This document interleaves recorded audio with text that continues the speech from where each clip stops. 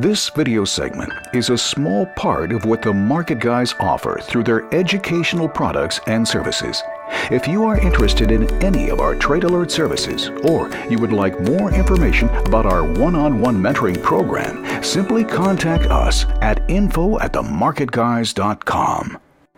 Well, good evening, everyone. This is AJ Monty, Chief Market Strategist for the Market Guys, and I'd like to welcome you to our Monday evening open house Q&A session, which, by the way, for those of you who are joining us for the first time, this is a monthly web presentation that I do for our most valued clients and folks from the general public who just want to learn a little bit more about how to make money, diversify, and protect themselves with risk management strategy.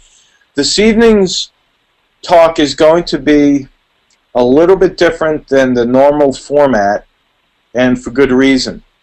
I'm going to start off with a presentation to give you my thoughts on the general market, the economy, and some of the past trends we've seen over the past 100 years. I'm going to show you some charts that might even surprise you. Some may even be shocked to see what's going to happen here with these moves that I'm predicting. But I assure you, it's not my goal to create any kind of a panic or scare anybody. My goal is to help people prepare for the future, to make a lot of money so that they could not only secure their own retirements, but to help family members and beyond, friends, neighbors that might need even help. Wouldn't it be great if you made enough money to be able to have more money than what you need and be able to give away and help people that you care about most? Well, just a little while ago, my wife and I were having a very good conversation because that's what our goal is. Our goal is to make more money than we need and be able to help people. And we were kind of doing a little dream building and kind of acting out whose mortgage we would pay off, or who would we give our car to if we get a new car. We want to give someone a car. I just love that idea. I just it takes us out of the feeling that a lot of people have of maybe being greedy and money. I think if you think about what you're going to do with the money when you make it, it makes it a better experience in the learning process. If you're having a hard time learning how to make money in the stock market, wouldn't it be great if you knew that the benefits of your studying would give you a yield that you never even imagined before? This isn't pie in the sky stuff. This is what I live and I breathe and I teach. I'm going on my 32nd anniversary, believe it or not, my 32nd anniversary in the markets. It was 1982 when I first stepped foot on the trading floor in the commodity exchange in the World Trade Center. And I knew nothing, absolutely nothing about buying and selling anything. I remember, upon coming out of the Navy, I remember buying a book. It was called The Elliott Wave Theory. And that's how I learned how to trade commodities, believe it or not. Before I had anyone mentoring me or teaching me. Remember, the internet wasn't invented yet. Al Gore wasn't around then to invent the internet. I had to go buy an actual book. We can buy it online. I had to go to the bookstore and I bought a book, The Elliott Wave Theory. It taught me these waves and how market patterns work, and I was intrigued. And I remember reading this book even before I got out of the Navy because I was on the aircraft carrier, the USS America, and we were floating around in the Indian Ocean somewhere, and I knew I was going to get out in some months, so I wanted to be prepared, so I started reading up. And the more I read, the more fascinated I became, and the thought of predicting the market. Could you imagine that? I'm reading this book, and it's telling me how I can predict the market, actually forecast where prices were going to go based on certain patterns. And the more I read, the more I was intrigued, and the more excited I got, and it became part of me. And to this day, I'm still fascinated by the idea of money moving around the world in patterns. The S&P now is the candle chart that's red and green, and the volatility index is the magenta or pink color. Okay? I'm not going to waste any time changing the colors. I want you to see something. when the distance between the S&P and the volatility index is wide, in other words, the divergence is at its greatest point, we usually have market collapses occur. And I'm going to tell you, this chart's not going back to the years that I thought it would, but what's happened now in current time is that we have a widening of the S&P and the volatility index to a point that's greatest it's ever been in history. If I had the 100-year chart that I was about to show you, you would see that this is a historic event with regard to the market. Now, you might ask yourself, well, AJ, you just mentioned there's some people in here that have never invested. What does this have to do with me? Don't get into the nuts and bolts of what every little dot and color is on this chart. Understand that a point that I'm making. There are very well-defined signs in the market right now that tell me there is a big downturn on the horizon. And I will use the word imminent. I do believe it's imminent. That we are going to see a downturn in the market like we've never seen before. Now, do your own homework. If you go on Google and search for a 100-year chart of the Dow Jones Industrial Average, you'll see that the crash of 1929 back then was devastating. Now, up until that point, from 1900 to 1929, the investors and traders at that particular time enjoyed the benefits of an up market, but the crash of 29 brought them back 30 years, and the percentages were dramatic. I'm talking about a drop that could be that catastrophic. And so when I look at these charts and I talk to people about investing and I talk to people about business, one of the first things that I ask them is I say, what is your plan if something happens? What is your risk management plan that you have in place to protect yourself from a catastrophic loss? And you know what most people tell me? You would think that, oh, they all follow the market guys, right? And they follow you 1% rule. No. Most people don't have a plan. And it's really sad that they don't have a plan, because guess what? When something happens, they're completely lost, and they're giving back all kinds of hard work and money and savings when they shouldn't have to do that. Now, another question I get is, what happens to my money if I lose it in the stock market? Where does the money go? That's a better question. This is the Dow. Now let's go back and look at this. This is pretty amazing because a lot of people don't know the scale at which the Dow crashed back in 1929. Look at this chart begins all the way to the left here. This chart begins at the year 1900. Look at the prices. The low in 1901 was 52.96. That was the Dow. By 1904, the Dow dropped 20% in 2 years, from 52 to 42. A lot of people don't understand. Back then, that alone was a devastating hit. For the market to drop 20% in 2 years, investors were like, what are we doing here? We're losing money. All right, but look at the volatility. See, you think we have volatility now. Look at the prices of volatility. In 1906, the Dow hit a high of 103.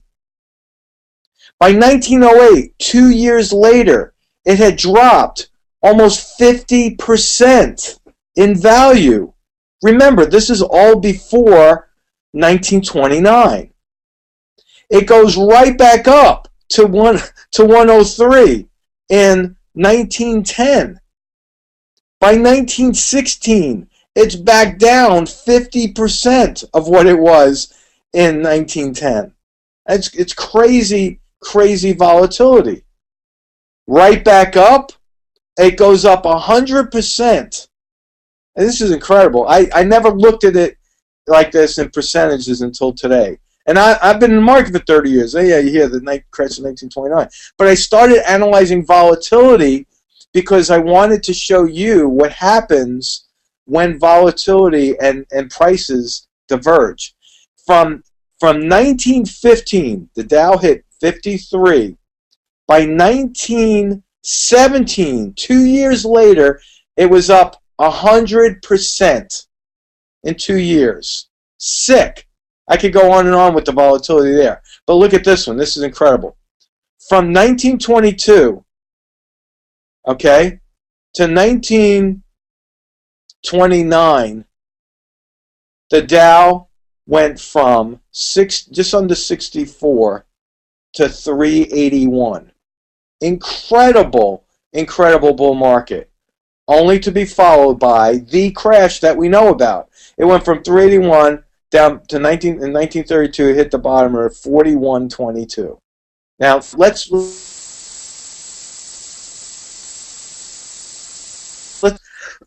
excuse me, before you get used to, oh boy, wish we had a big market then. We did. Maybe not in percentages, but in the angle at which the market trend is moving. Look at what we have here. I'm going to try to get the dates down for you. This is 1981. I came onto the floor in 1982 in the gold market. In 1981, 1982, the big bull market of what we know now, the modern market, started on its trend higher. Now, in the gold market, this is when the bear market for the gold commodity traders started, because they worked inversely. In 1981, 1982, the gold market started reaching the top and started going down. In 1982, gold was around, I think it was 800 and something an ounce, and we thought that was incredible, and then it proceeded to go lower. Okay, I'm going to keep going forward here.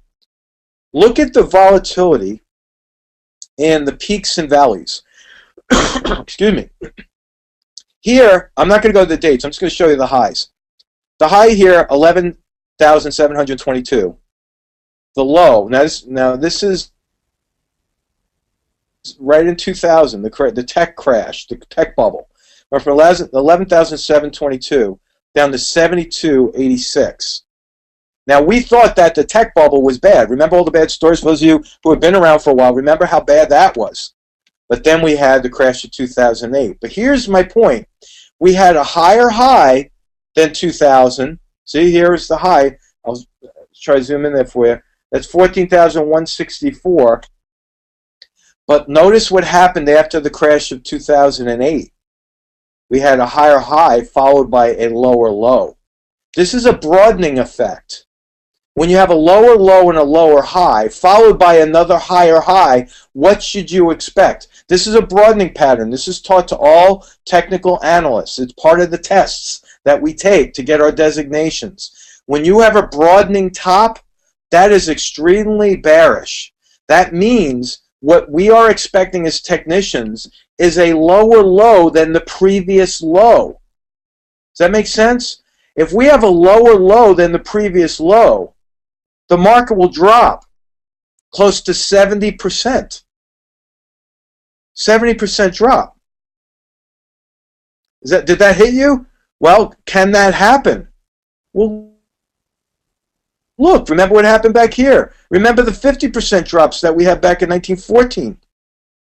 It could absolutely happen.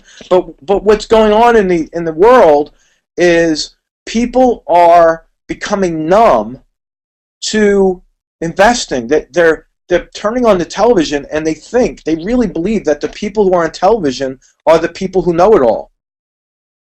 Folks, I'm telling you, I've had my television show on PBS. I've had guests. I'm telling you, God's honest truth, and I'm going to go even a little bit further, okay?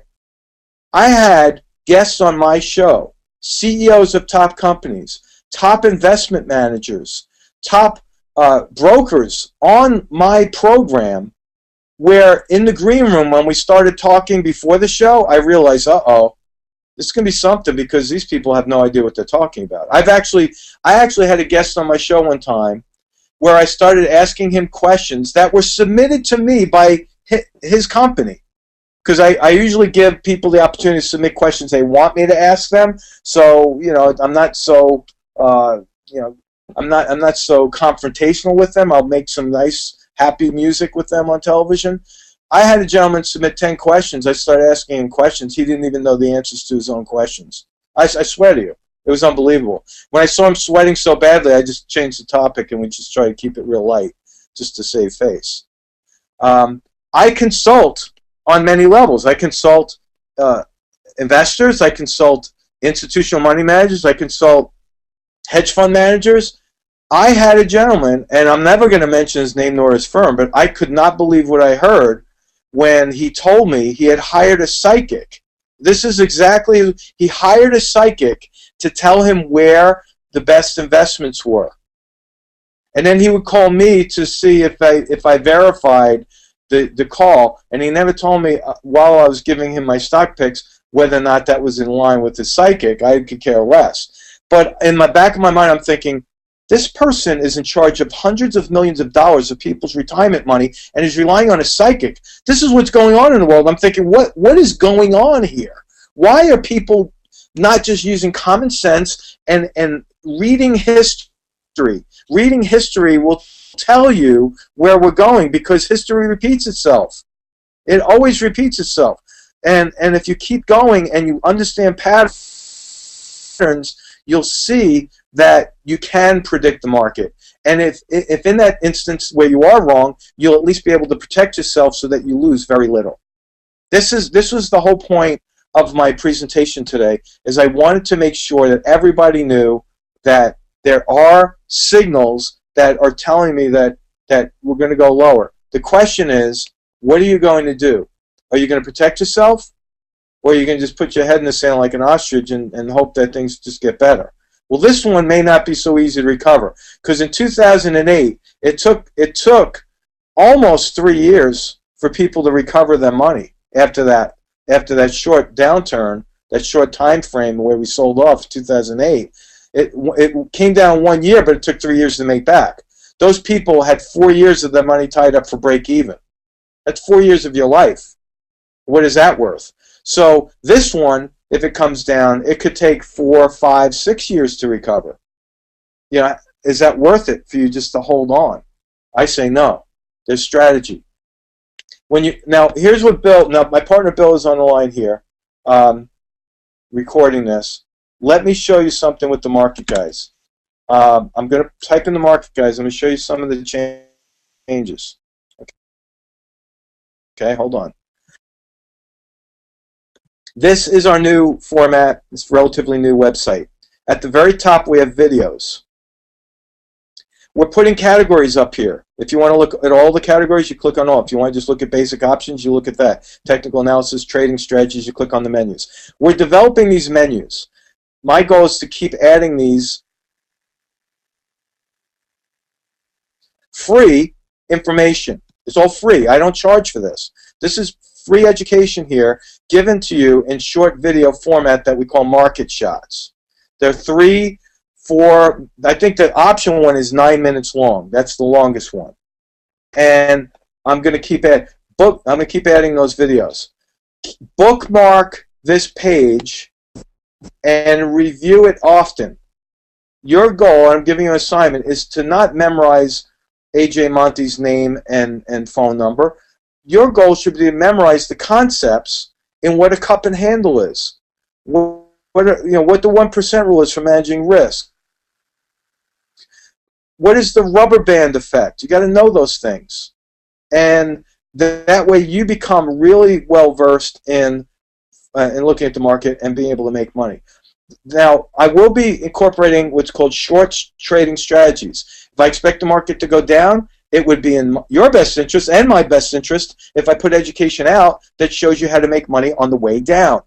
Now, I've been a big fan of accumulating gold and silver at these levels.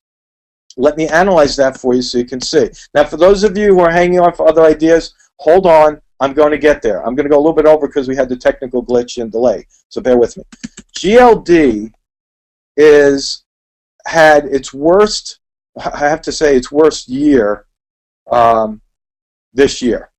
And this is one of the biggest downturns in the gold market. Now, this is a monthly chart, remember. This is 10 years monthly. This is the worst year gold has had in 10 years. But look what's happening. As I zoom in here, look what's happening. Gold is starting to bounce. Now, remember what I said when I was on the trading floor in 1982, gold was at the high and it was starting to turn down while the Dow was on a low, starting to turn up. The opposite has occurred. Gold is on a low, the general market and indices are on a high. I expect this to switch. I expect the Dow, the S&P, the Russell 2000, all the other indices to start to go down. Gold and silver, I believe, are going to be the next big investments. Now, if you're an investor, you do not have to buy GLD to profit in the gold market. You could buy other things. You know, $128 to $130 a share might be expensive for some people. Well, instead, buy IAU. That's a tenth of this. So instead of spending $132, you could spend $13.28 instead per share. And you can see that we're starting to pivot, we're starting to go up. Let me erase some of these lines so I could show you what I'm expecting. There's a gap up here that needs to be filled still. There's a gap up here that needs to be filled still. And there's a gap all the way up here that needs to be filled. This would be a tremendous move percentage-wise. It's not going to happen overnight, but I do think that this could very well fill over the near future, and that we're in a nice upward trend now. So these are good ideas that I'm giving you in the event that you're looking to diversify. Now, what I'm going to do is I'm going to take some of your stocks, and for those of you who are brand new to technical analysis, I just want you to watch the format and how I analyze the stock from people who are trading and investing already. Okay. If you have a stock symbol, put it in right now. Okay, Marty says SLV. Well, that's the silver I was talking about. Okay, Marty, I'm going to put in SLV so you can see SLV. Now, short term, now silver had a great run. Silver had, in the past couple of weeks, silver is up over 10% in 2 weeks. But what happened, it got a little bit ahead of itself. I still think silver is a really good investment long term. Why isn't this moving here? Oh boy, this is crazy. Can't get my charts to move. All right, get that out of the way. All right. Well, silver is recovering right now from the rally. What I mean by that is I think silver is going to come back down to fill this gap. So this is what I think silver is going to do. And I'll leave these lines up here for people so they could really understand what's happening. Okay. So I think silver is going to come back down like this, and it's going to bounce and do this. And it'll probably do this kind of thing. That's what I think silver is going to do. This gap will probably go, they'll attempt to fill it. If it doesn't fill, don't worry. Don't worry if this doesn't fill. Here's why. This could very well be something I have not seen in a long time, and I rarely talk about it. You see this gap back here? There's a gap from here to here, and if you look at it like that, this is a gap. This is called an island. When you have a gap on the left, gap on the right, so when it gaps down, trades a little bit, then gaps up. This is called an island. There are island reversal patterns. Islands are extreme reversal patterns that are usually found at extreme bottoms or extreme tops. And so this could very well be the one time where the gap doesn't fill. But I do think silver's going to come back a little bit because the volume is dropping here. Okay? So that's my view on silver. Hope that helped you out, Marty. Now there's another stock. Alan says DBA. I'm going to put DBA in there. DBA. Put that in there. Let's see if that works. All right. All right, DBA. Now, Alan, you could see that the stock has been in a downward trend. I hope you at least see that. By the way, if you're putting in a stock symbol, please let me know if you hold it or you're thinking about owning it, so I could do a better job helping you there. Okay. if you look at DBA, this is a weekly chart now. It's still in a downward trend, but it looks as though it's starting to form a pivot point back here. So if you own this one, I would put a support level right around there, right around 24.5. So if you buy to 25.35, you want to put a stop below that, probably around 24. And then if it drops, then get out. Okay, that will be your alert to get out. All right, hopefully that helped you, Alan. All right, now there's a lot of people out there that what they do is they'll buy one stock, two stocks, and then before you know it, they're buying 50, 60 stocks, and they're creating their own mutual fund. Be careful of that. You don't want to have too many stocks to manage. You don't have to anymore. See, if you're trading or investing in 50 stocks individually, that's a waste of your time, because there are exchange-traded funds that will most likely react in the same way your total portfolio would go. So in other words, let's say you bought 30 stocks and all those stocks happen to be Dow Jones stocks. Well, instead of buying 30 stocks and paying all those commissions on everything, just buy the DIA, the diamonds. That represents the Dow Jones stocks. And you buy one, that represents the basket of 30. Now you're cutting down on the hassle of having to manage all that. So I'm not a big fan of putting together big portfolios of stocks, because that's just too much work and too much risk. And instead, pick 5 or 6, at the very most 8 exchange-traded funds that are more or less mutual funds of the general market, and do it that way, and then you'll get more diversification. Okay, I have a couple more stocks here I'm going to look at, but before I do that, I want to mention something. We have a very high number of people on our call today. Okay, I'm going to say something for the end that's going to be directed to the people who are the non-investors who I've invited tonight, who right now we're talking a foreign language to.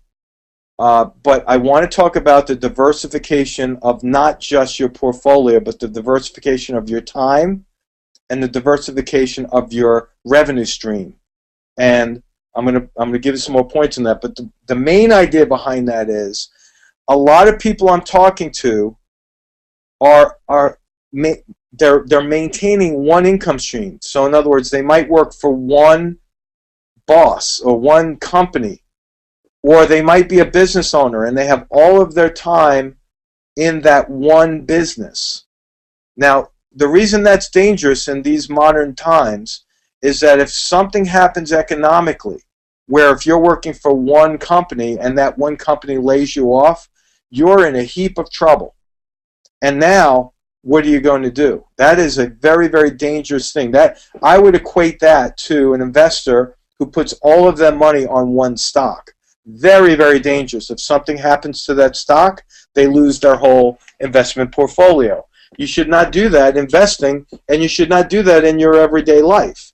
There's way too many ways to make money out there, so I'm encouraging people to make money outside the stock market and then take that money and invest it in a smart way and safe way using risk management strategies that'll protect you and even make money on the way down.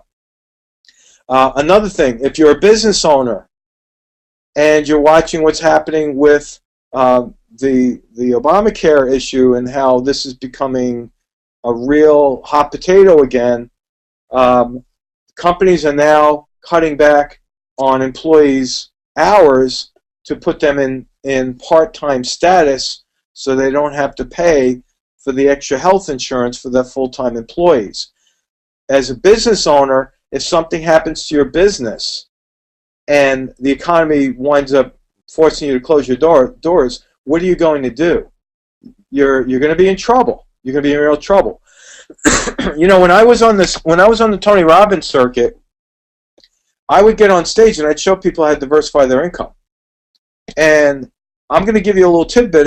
These are just actual things that I've done that have made pretty good money for me over the years. One of the things is I went out and I bought an airplane. Now this may not be up your alley here, but let me just show you how I took option strategies and I applied them to another type of a business. A covered call is when you buy stock and you rent that stock out more or less to someone, and they pay you a fee for that. That's called a covered call in investing. What I did is I went out and I bought an airplane, and I imagined that was a stock portfolio. So what I did is I bought the plane, I took a loan out from the bank. That's like buying a leap in the option market. Took a loan out from the bank, bought the plane, and then I started renting the plane out. I rented the plane, rented the plane, rented the plane, and then what happened is the income I was generating from renting the plane, I wasn't flying the plane, I was renting it. It eventually paid the plane off. What did I do? Bought another plane, rented that one out. What did I do after that one was paid off? Bought another plane, rented that out. I keep buying planes and I rent them out. And the income from the planes pay for my next new plane. Well, when you learn these concepts of investing, like a covered call in options, you could do that with stocks too. You buy a stock on margin, that's like buying a plane on mortgage, and you could use an option, you sell calls against that, and rent your stock out, and you get paid. And it pays down the cost basis of your stock. I have a video on call options, by the way, on the Market Guys. You can learn about that. So the reason I'm telling you about these airplanes is because if something happens to my regular business, I have another business that's building assets and an income stream. I could show anybody. If you live in Idaho, I could show you how to buy a plane that will only cost you $400 or $500 a month. You don't even have to go for a pilot's license. You can still buy a plane. You can't fly it if you don't have a license, but you can certainly buy one and rent it out. And what's happening, there's a lot of people out there that want to rent airplanes because they can't afford to buy an airplane themselves, nor they may not want to for the hassle of maintenance or whatever. They rent them. They don't fly that much, so they rent it maybe once a month. It's cheaper than them buying a plane and hangaring it. You see, my point is, find ways to develop income streams outside of what you're normally doing, and you're going to build security, not just for yourself and your family, but for your future. And we apply these things that we learn through the Market Guys investing to the regular world, and you'll make money. Okay, I'm going to give you some more ideas by the end, but here we go. Potash. Potash. There we go. Let me put that in there. Who submitted that one? EC. I don't your name, just two initials.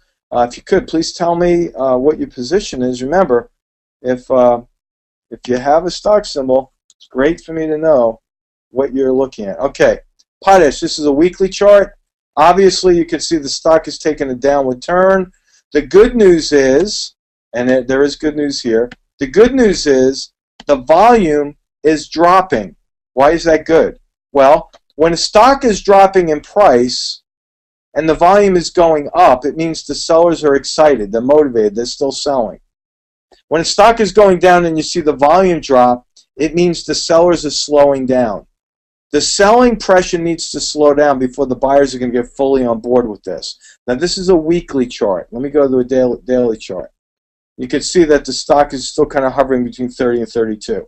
I have a target on Potash of 36. It's not a short-term target. It's a gap fill target. So what I think is going to happen is I think eventually Potash is going to get up into this area. Here's another reason why I think Potash is a good investment during inflationary times. Okay?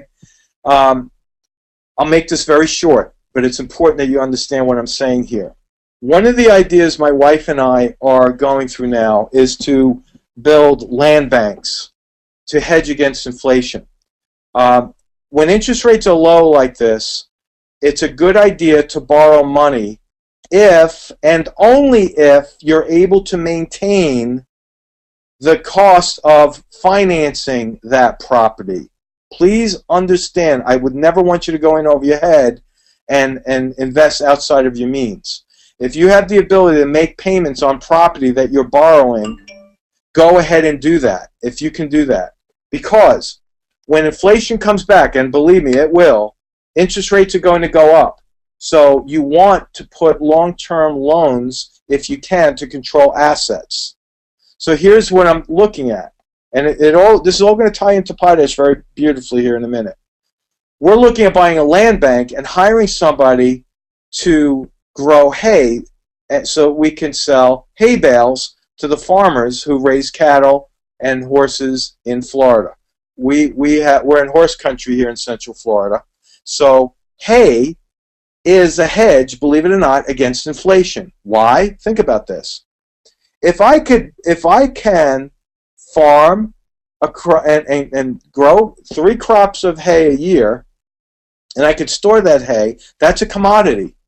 If price of hay goes up, the farmers need that food to feed their horses and to feed the cows, right? So hay is a good investment. Same thing for corn. If you're a farmer, corn is a hot commodity. When inflation hits, price of corn is going to go up. How does that tie into potash? Because potash company, they are catering to the farmers. They're building fertilizer. They're making fertilizer. The crops will grow faster, healthier. That means more money in the farmer's hands during an inflationary period, and potash will profit. That's why I think potash is a really good investment to hedge against inflation. So this one will fall outside of the Dow components that I'll talk about, but it's definitely something you want to keep on your watch list. So thank you, EC, for that one. Okay, I'm going to go down. I'm going to analyze a couple more stocks. It's a question by Joe. Oh, how much was my insurance? Oh, my insurance on those airplanes are real cheap, believe it or not, Joe. Joe, send me an email. I'll send you some details on that. I don't want to tie up the call with this one. But this, it's unbelievable how much money you could make just by renting an airplane. Seriously. And anyone could do it. You don't even have to be of age. You can have someone co-sign a loan if you're under 18 and still make a lot of money. So let's see. Next stock. Ready? It's going to be Oh, I'm so sorry, Gerald. This particular platform is set up only for U.S. stocks. I'm really sorry about that. U.S. stocks only. Let me see if I can get this up there again. Let me move this over here. Let's see if that helps me move my chart. Okay. All right, so let's see. Marty Caterpillar, CAT. He's long the leads. Good for you, Marty. All right, let's go. Caterpillar. CAT is the ticker symbol. And what's happening? Now remember, if the overall markets are coming down, Caterpillar will as well. The good thing is for Caterpillar, like potash, is that it will cater to the farmers who are going to be rolling those farm equipment around, and so Caterpillar does have strong support. Caterpillar just recently bounced off an area here, support right around 80.81. I'm bullish on Caterpillar. I think that long term this one could go up and at least go up to 90. And percentage-wise, as a return on investment, that's pretty good. Look at the support level I'm talking about. Here's what I think Caterpillar can do. Come up here, go to 90, maybe hit back down, and then retest before trying to go higher. That's what I think Caterpillar can do right there. That's my forecast. All right. Couple of other stocks. Let's see. Any other questions? If you have a question, I can take some questions. Okay, Martin is looking for an entry and stop loss for IFN. IFN, I'm going to type that in for Martin. IFN. Okay, Martin, you're looking for an entry point. I think now is as good a time as any. Weekly chart showing a good, strong support right there. Let me get my support line here, price level. Boom, I'm going to put it right there. Look at that. It's bouncing. You got a hammer pattern here on the weekly chart. Let me zoom in so you can see that better. And you have a hammer pattern today. Today would have been a good day if you have a green candle, Martin, tomorrow after a hammer pattern on high volume, hammer patterns with 3 gaps above the market. I think this is a great opportunity for you here because there's a gap that needs to be filled at 19. There's a gap that needs to be filled around 19.5. And there's lots of gaps. There's gaps all the way up the market, up to 20.5, 20.25. So I think this one is a real good one. The only thing that I would check, Martin, before you really jump in, and I don't talk much about this, but I will for you here now, is you want to check the fundamentals on this one. Find out why this stock has gapped down. I don't know the news on this one. Find out what the news is on this one. Find out why it's gapped down 3 days in a row. Excuse me, and make sure that the news isn't so negative that's going to cause the stock to drop down below this key support level. Okay? If the news doesn't look like it's devastating, criminal, or anything news, I would go ahead and invest that. It's cheap enough, but I would put my stop around 17. So if you buy it at 18.5, put a stop at 17, and put in $1.50 risk per share, and using that in the 1% rule. If you don't know what the 1% rule is, go to the Market Guys video page, learn about the 1% rule, and what I've just said to Martin will make a lot of sense to you. Okay, Eduardo wants to know if he wants to sell, if he should sell ExxonMobil. Ticker symbol XOM. Hold on. XOM. No. Well, I hope you didn't have it very long, but I'd be buying that pretty close now. ExxonMobil. You know what? I might actually look at this one as a trade candidate this week for our option traders, Eduardo. Thank you. ExxonMobil has gotten slammed. Look at this. 1, 2, 3, 4, 5, 6, 7, 8 red candles in a row. You know why I would be getting ready to buy this one? Does anybody know? Let's have someone guess. Why would I be interested in buying if there's 8 red candles in a row? Let's see. Does anyone want to answer that one? Anyone want to oversold bounce? Mike, I agree. That's one way to look at it. Rubber band, Dave, yes. That's another one. I'll explain that in a second. And Lloyd hit it. Red light. It's a stale red light. In the industry, there's a thing called a stale red light. What is that? It's like a stale green light in reverse. Here's a stale green light. Let me zoom in. I'll show you. As I'm zooming in, imagine yourself behind the wheel of a car. You're going down the road. You're the only one on the road. It's a long road, and way up ahead you see a green light. And as you get closer and closer to the light, you're bound to see a red light come up sooner or later, right? So you start to prepare. This one had 1, 2, 3, 4, 5, 6, 7, 8, 9, 10, well, about 11 green lights in a row before it started to sell off. We have the opposite. We have 8 red lights in a row. We're long overdue for a red light, a green light. The only thing that makes me think that we might even have room for one more red light here, or red candle, is that the volume has not dropped yet. The volume has not dropped. The volume is holding steady, which tells me that the sellers are still in force. If the volume drops tomorrow, I would still buy it if it was a green candle, only if the volume was dropped. It was less on that day. If it's a green candle, I just automatically go in and buy it, because if it's one green candle, chances are it will rally up and see a series of green candles to make up for this loss. Now, the other thing that was mentioned was the rubber band theory. Here's what we're talking about on that. By the way, we have a video on the rubber band theory as well. Here's the moving average. Look back in time. Look back as they scroll back. How far down has that stock drifted below that blue line in the past? This is pretty far. It got from here to here. You see how far it's stretched?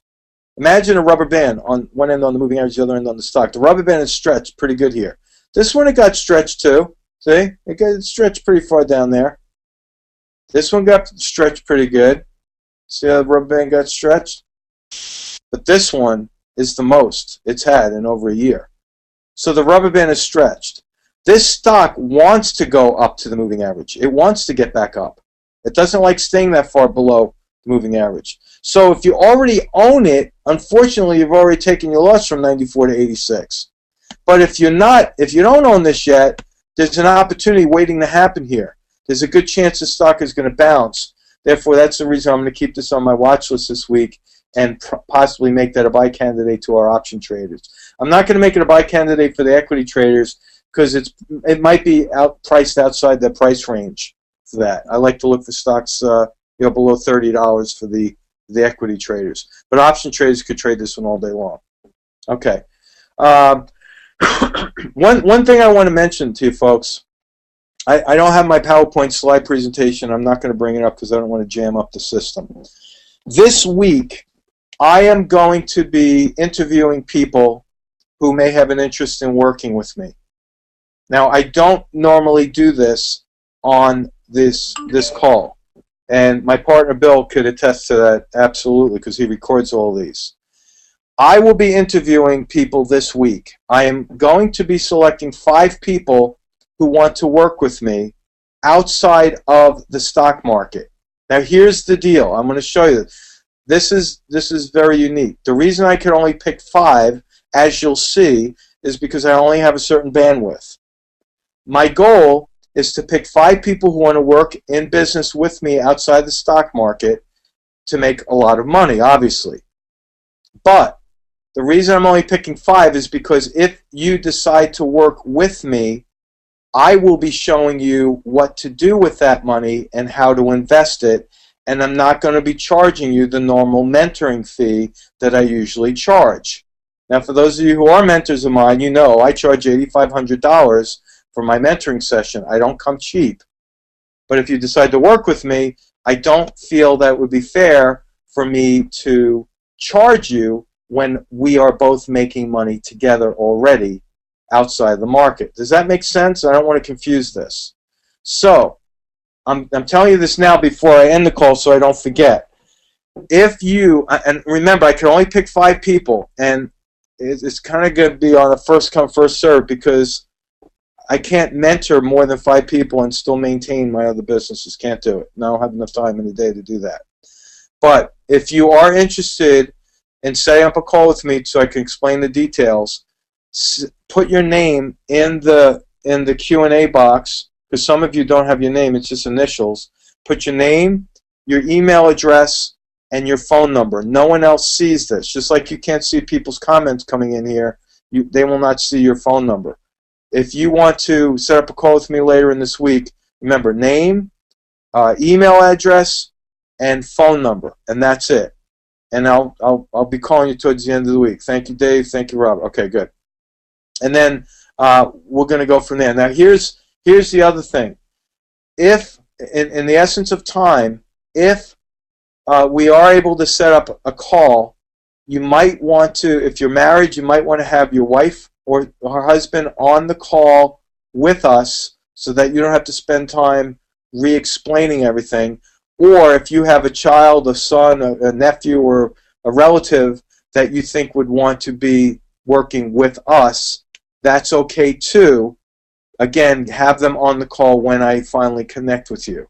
Okay, that's a little housekeeping there. It's going to save some time. My goal, and I'm going to tell you something personal here, folks.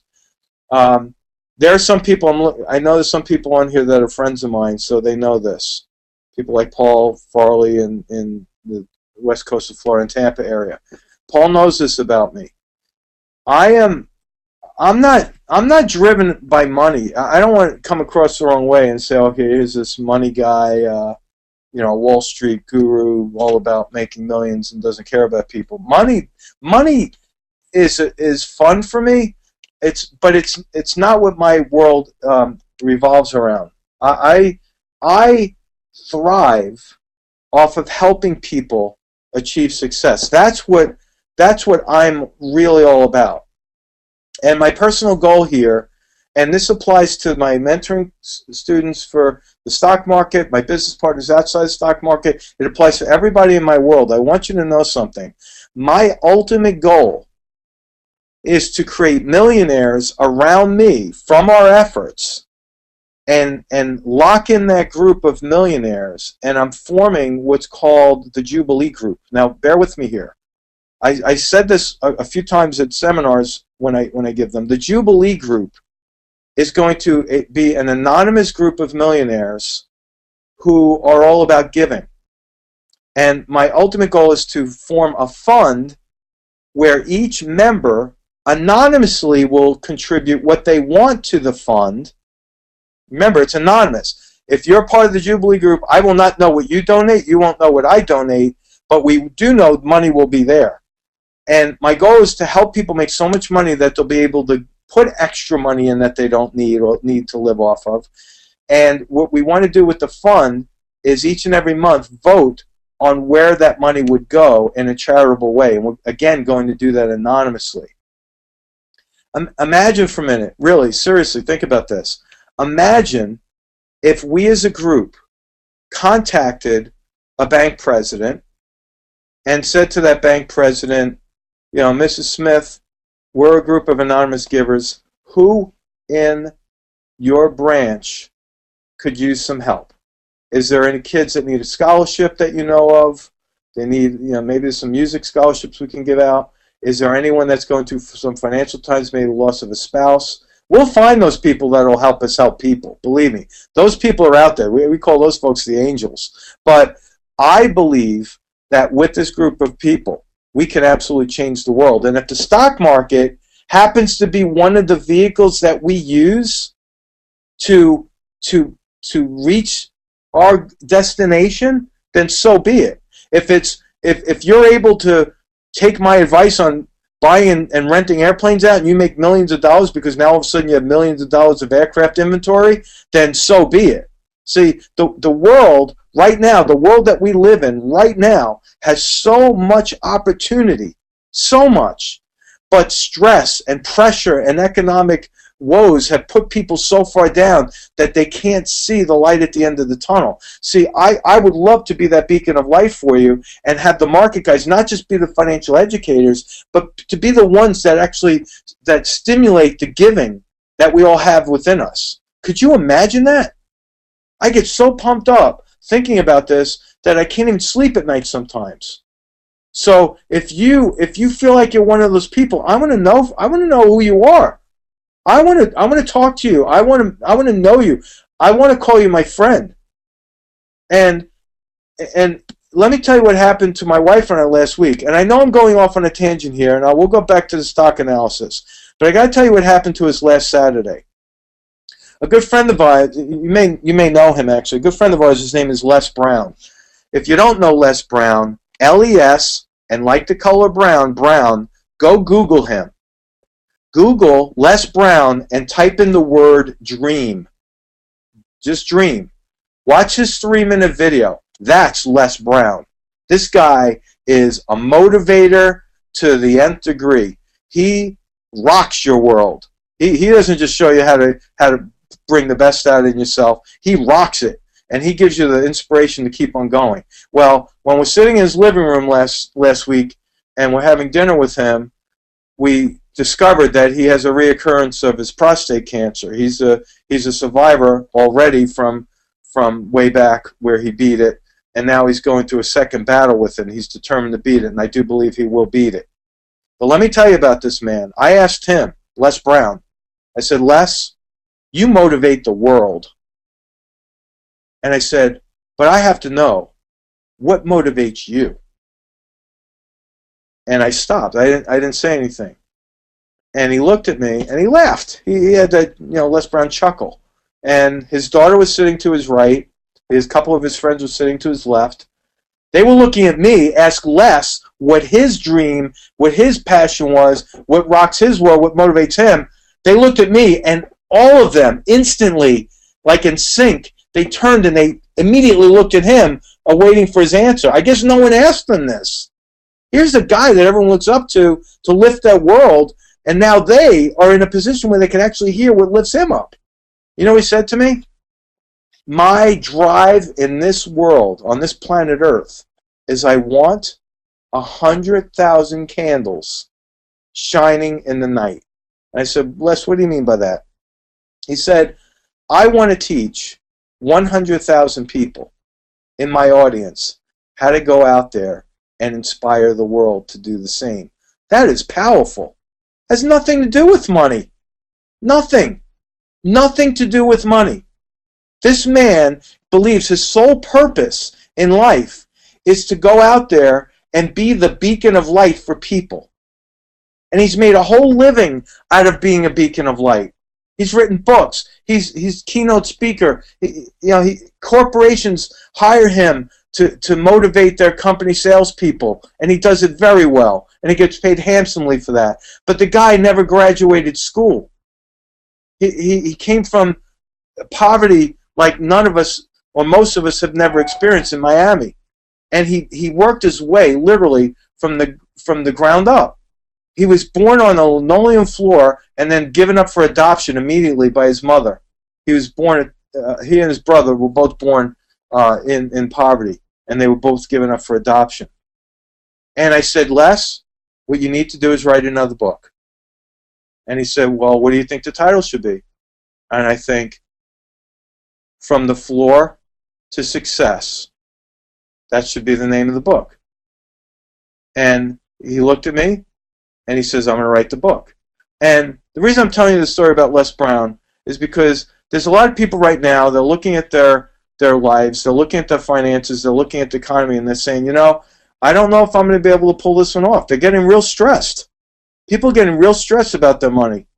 They're not investing well. The market's going up and down. The volatility is giving them headaches, making them sick. I just want you to understand something. There are people in the world, like the Market Guys, our company, that really care about you. We really want to help you. But in order for us to help you, you have to be willing to take the first step and help yourself first. This is a good first step. For those of you who are joining us for the first time tonight, this is a really good first step because you're taking an initiative to learn. There are some people that have no idea what I was talking about with stocks, but this is a good first step. Stick with us. Go learn the videos. Learn about money, how it moves, market trends, market patterns. Learn about that. Learn about entrepreneurial things. Learn about how to save, how to reinvest, and how to go out there and diversify your income, how to invest in land banks. Go out there and do that, and you're going to be a better person for it. Okay, here's what I'm going to do. I'm going to take two more stock symbols. Who are the first two people? Ready? Go. Go. Let's see, who are they? Excuse me. Two more people. All right, I have a little delay. All right, here we go. Nancy, JPM. It's JP Morgan. Let's see, move this out of the way. I have a control panel that you can't see that's right in my JPM. Ready? 1, 2, 3. Okay, JP Morgan, this is a one-year chart. Obviously, has come down. Let me get rid of some of these lines. It had a really big red candle today. Oh, I don't want to buy it. Not yet. Not until I tell you about it. All right, I'm trying to do this. There's a roll reversal support line. Let me get rid of some of the other lines so that we can... Okay, I have to do that one over. This resistance area right here turned to support right here. See, resistance, once broken, turns to support. By the way, for those of you joining Market Guys for the first time, you're going to hear me say that over and over and over and over again until you're sick of hearing it, but that's what I say. Resistance, once broken, turns to support. It's a rule in the market that happens quite often.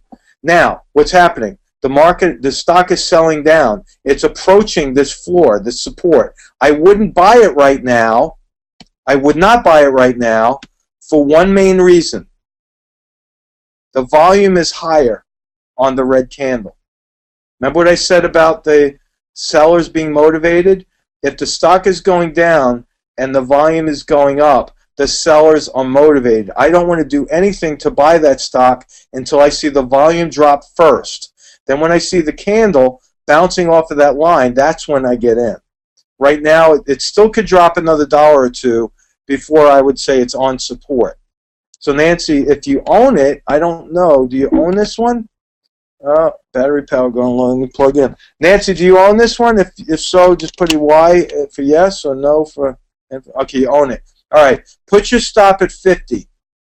If it closes below 51 and trades 50, then this support level is breaking. If it bounces off of 51 at a green candle, Nancy, I would actually buy more, and I wouldn't be afraid to buy more if I were you. Just keep your stop at 50. All right. All right. Joe just that's funny. Joe was reminding me that my battery was going low before I plugged in. Well, you really can see everything on my screen. All right, I got to watch that. Thank you, Joe. All right.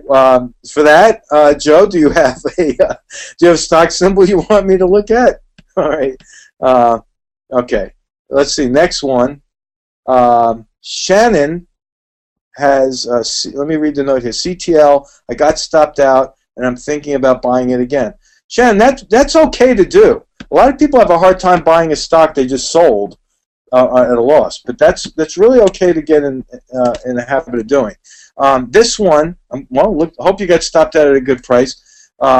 This one, same thing as JP Morgan, a little bit more erratic. But let me take a look at the weekly chart on this one. Look at that. Oh, interesting. This is on a major support level, or approaching a major support level. This stock is in a trading channel. Do you see it? Trading channel here. Resistance, support. Stuck in the middle in a channel. It's at the bottom of the channel. Now that we know where the channel lines are identified, let's go into the daily chart and let's look at the volume. Remember I said about the volume? Stock is going down. Volume was going up until today. Interesting. Shannon, you see that? The volume is lower than it was yesterday. That's the first sign we're looking for.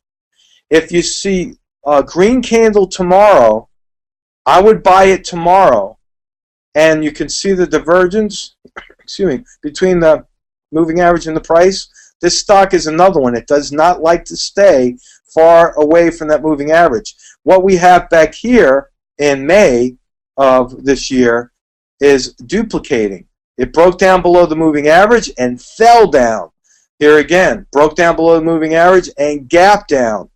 Volume is dropping. Wait for the green candle. And then what I would do is I would put my stop somewhere below 32. So if you buy it at 33 or 34 tomorrow, whatever it may be, put your stop below 32 and then readjust. And then I would put a price target up there around 35.5 to fill that gap. Okay, I lied. I'm going to do one more. I'm going to do one more stock symbol. Hold on. Who's got one more? All right, Joe, SSYS, looking for an entry point. Okay, Joe. SSYS, boom. Joe, the volume is accelerating, but the entry point was last week, unfortunately. Here's what's happening. The opposite of what we're seeing in the other stock. This stock is overextended to the upside. You see how far away it's moved from the moving average? So, although the volume is high today, I have a feeling that tomorrow the volume is going to be lower. And what you'll probably see on lower volume is profit taking. Because people who bought it 2 weeks ago at 85 are probably already thinking, wow, I bought it on that hammer at 85. You think I should sell it at 105? Yeah, they're up $20 already on that. So they're already thinking about taking a profit. Here's what I would suggest you do if you're looking for an entry point. Wait for the stock to pull back to the moving average here, like this. And then when it bounces off of this roll reversal here, see this roll reversal line? When it bounces off of this line in this area, I would be a buyer right around 95, only after it bounces, not while it's falling down. After it bounces off this area, this is a critical point that I would be a buyer right there. And by the way, Joe, that follows in line with my book. The 5 Points for Trading Success is what I wrote that shows you the details of what the roll reversal, pivot point, buy, stop idea is all about. So hopefully that helped you out. Okay, folks, I went a little bit over because of the technical glitch, as I mentioned. I hope I didn't go too far off base for those of you who are just financially, minded. But I do hope that I helped everybody, at least in some way, with some new ideas, whether it be stocks, business ideas, or maybe even a little bit of a motivational part there for you. I hope that helped you. I really do. We could all be better people. Let's face it. If you're striving to do everything a little bit better and improve, then you absolutely are really just doing what you should be doing. None of us are perfect, but if you can learn how to manage risk better, or how to give better, or how to think better, or relieve stress better, you're gonna influence people around you. And again, I want to thank you for your time tonight, and I look forward to our next get together on these web seminars. So have a good evening, everyone. So long. This video segment is a small part of what the Market Guys offer through their educational products and services. If you are interested in any of our Trade Alert services, or you would like more information about our one-on-one mentoring program, simply contact us at info@themarketguys.com.